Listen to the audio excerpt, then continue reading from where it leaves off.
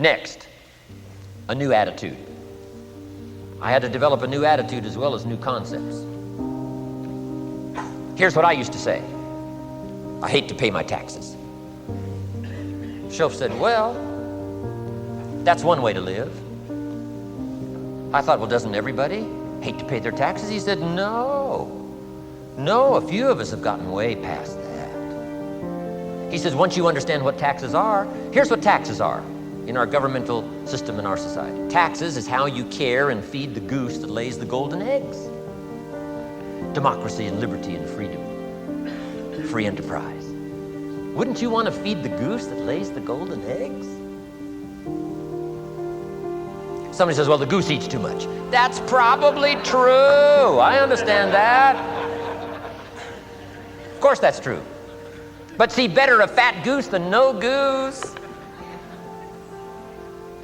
And here's the truth be known. We all eat too much. Let not one appetite accuse another. Of course the government needs to go on a diet.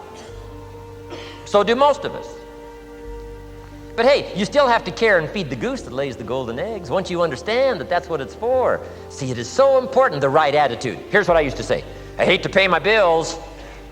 You open up the mails, nothing but these window envelopes, bills. I hate to pay my bills. Shoaff said, well, that's one way to live. I said, well, doesn't everybody hate to pay their bills? He said, no, some of us are way beyond that. I said, is it possible to love to pay your bills? He said, yes. Reduce your liabilities, increase your assets. Wouldn't you love to do that? So start a whole new attitude here. Next time you pay $100 on an account, put a little note in there and say, with great delight, I send you this $100.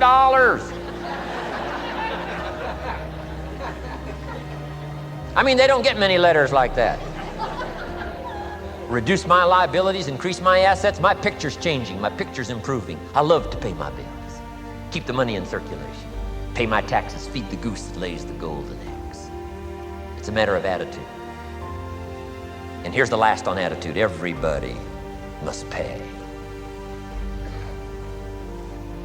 Of course, life is called opportunity, but life is called price. But we must all pay, we must all share. One of the classic stories of all time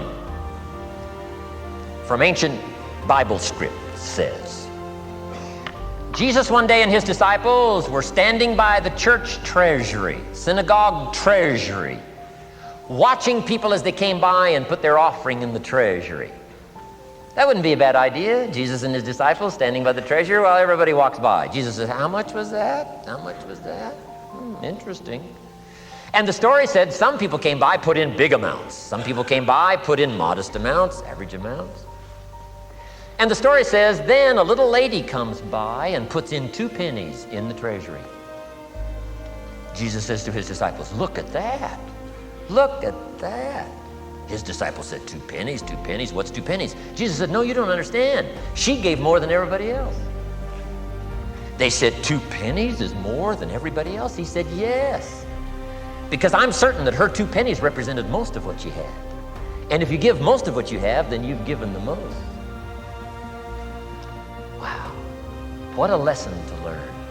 It's not the amount. It's what it represents of your life that counts. Now let me give you the wisdom of the scenario that did not occur. And this is the greatest of wisdom. And in my own particular peculiar brilliance, I have the ability to record for you what was not recorded in the scenario of the story. Here's what did not occur, which may teach us one of the greatest of the wise things that was taught in this scenario. Here's what did not occur in the scenario. Jesus did not reach into the treasury and get this little lady's 2 pennies and run after her and say, here, little lady, my disciples and I have decided that you're so pitiful and you're so poor that we've decided to give you back your 2 pennies. I'm telling you, that did not occur. If it would have occurred, she would have been what? Insulted. She would have rightfully said, I know my 2 pennies aren't much, but it represented most of what I had. And would you insult me by not letting me contribute what I wanted to contribute, even if it's only 2 pennies? I'm telling you, that did not occur. Here's part of the wisdom of the story that was not recorded. Jesus left her pennies in the treasury, meaning everybody has to pay, even if it's only pennies. That's the key.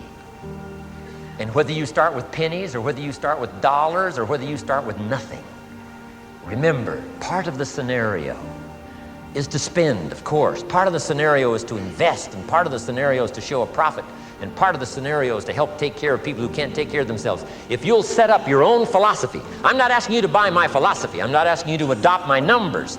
I'm only wanting to provoke you to think, for you to come up with a splendid economic philosophy that's got you up early and got you up late. It's got you thinking and pondering ways to use your resources and turn it into the dreams you want for the future.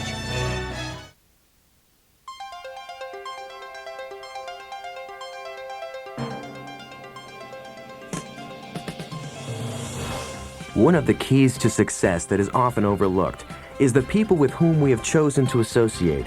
Every day, often unconsciously, our decisions, attitudes, and actions are influenced by the decisions, attitudes, and actions of those people with whom we spend the greatest amount of time. One of the crucial elements of an exceptional life involves a careful analysis of how we are being affected by our associations with others.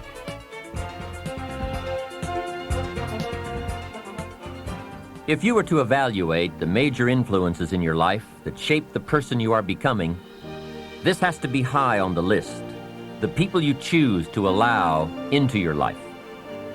Mr. Schoaf gave me a very important caution in those early days, which I would like to repeat here for you. He said, never underestimate the power of influence. What an important statement. The influence of those around us is so powerful. Many times we don't even realize we're being strongly influenced because it generally develops over an extended period of time. Peer pressure is an especially powerful form of influence because it is so subtle. If you're around people who spend all they make, chances are excellent that you'll spend all you make. If you are around people who go to more ball games than concerts, chances are excellent that you'll do the same. If you're around people who don't read many books, chances are excellent you won't read many books. People around us can keep nudging us off course a little at a time until finally, 10 years from now, we find ourselves asking, how did I get here? Those subtle influences need to be studied carefully if we really want our lives to turn out the way we've planned. Now, on this major point, let me give you 3 key questions to ask. This may help you to make a better analysis of your current associations. Here is the first question. Who am I around? Good question. Make a mental study of the major people with whom you most often associate. You've got to evaluate everybody who is within the circle of being able to influence you. So, major question, who am I around? Next question, what are they doing to me? That's a major question to ask. What have they got me doing? What have they got me listening to? What have they got me reading? Where have they got me going? What have they got me thinking? How have they got me talking? And how have they got me feeling? What have they got me saying? You've just got to make a serious study of how others are influencing you, both negatively and positively. Now, maybe the influence of all those around you is okay, but just ask yourself, it doesn't hurt to ask, who am I around and what are they doing to me? Now, here's the final question, is that okay? Maybe the people you associate with and their collective influence is okay, but then again, maybe it's not. All I'm suggesting here is that you take a close and objective look. Everything is worth a second look, especially the power of influence.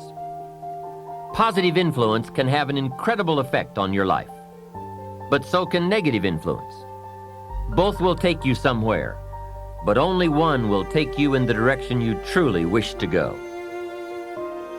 It's so easy just to dismiss the things that influence our lives.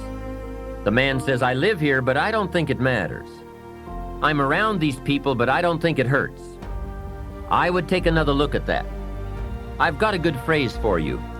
Everything matters. Now, sure, some things matter more than others, but everything matters. Everything weighs something. So you've got to keep checking to find out whether associations are tipping the scales toward the positive or toward the negative. It doesn't hurt to look, right? Ignorance is never the best policy. Finding out is the best policy.